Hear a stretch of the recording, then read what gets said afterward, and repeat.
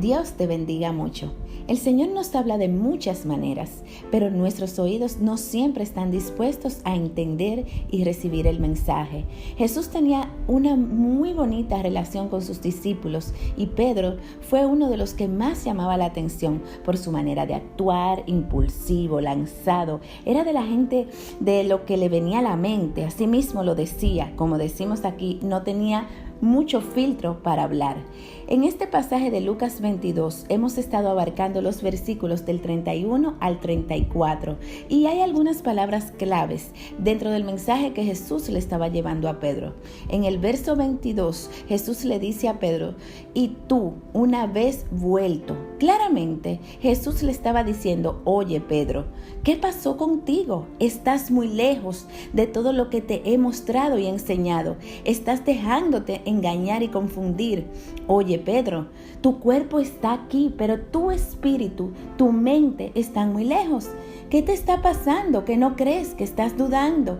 ¿Qué te está pasando? ¿Que actúas como los incrédulos? En este mismo verso le dice: confirma a tus hermanos. Jesús primero motiva a Pedro a fortalecerse en la fe, que vuelva todo su ser a rendirse al Señor y cuando haya logrado eso, ir donde cada una de las personas para ayudarlos a permanecer firmes en los caminos del Señor. Y aquí Jesús estaba dándole instrucciones de que él tenía que ser sanado del pecado de la carne para poder guiar a muchos otros a arrepentimiento y conversión. Jesús también le estaba diciendo que el evangelio no se trata nada más de uno mismo, de trabajar nosotros de manera egocentrista, sino se trata de servir y darnos en amor hacia los demás, de manera que la salvación alcance a todos. Jesús clamaba a Dios por Pedro, pero a la vez no se quedaba callado, viendo el peligro en que se hallaba que lo estaba encaminando al mal. Jesús oró y actuó, revelándole ya de forma clara, demasiado clara, diría yo, hasta con lujos de detalles, la gravedad de lo que iba a acontecer y cómo atentaba eso a su vida cristiana. Esto está en Lucas 22:34. Y él le dijo: Pedro, te digo que el gallo no cantará hoy antes que tú niegues 3 veces que me conoces. Creo que más claro de ahí no canta el gallo. Jesús fue claro, preciso y conciso en comunicarle a Pedro lo que él iba a hacer.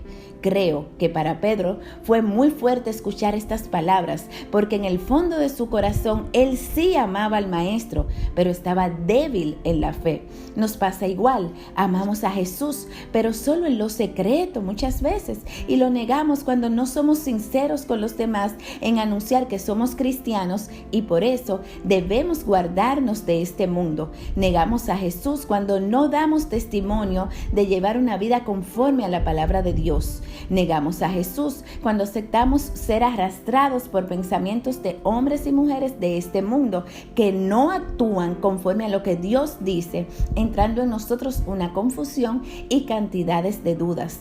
La negación de Pedro de decir que no conocía a Jesús no se produjo de ahora para ahorita, sino que el enemigo fue trabajando en sembrar la duda y la cobardía en Pedro de poco a poco. En nosotros pasa igual, de no mantenernos apegados a la palabra, orando al Señor y meditando en las cosas espirituales, podemos dejarnos confundir, desanimar y ya al final somos conducidos a traicionar a Jesús, como lo hizo Pedro.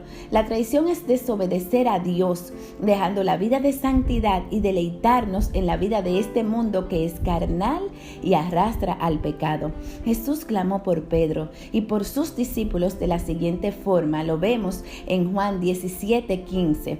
No ruego que los quites del mundo, sino que los guardes del mal. De igual manera, ese mismo Jesús que aconsejó y trabajó de muchas formas con Pedro es el que hoy sigue hablándonos a ti y a mí para que cada día crezcamos en la fe, nos mantengamos firmes y sigamos afirmando a otros en el Evangelio, o sea, llevándoles la palabra de salvación a todos nuestros hermanos. Ese mismo Jesús que rogaba al Padre, para que sus discípulos fueran guardados de todo mal, intercede por ti y por mí a la diestra del Padre, para ser rescatados de la perdición de este mundo. Recuerda, vivimos en este mundo, pero no pertenecemos a él, pertenecemos al eterno reino de Dios. Dios bendiga abundantemente tu día.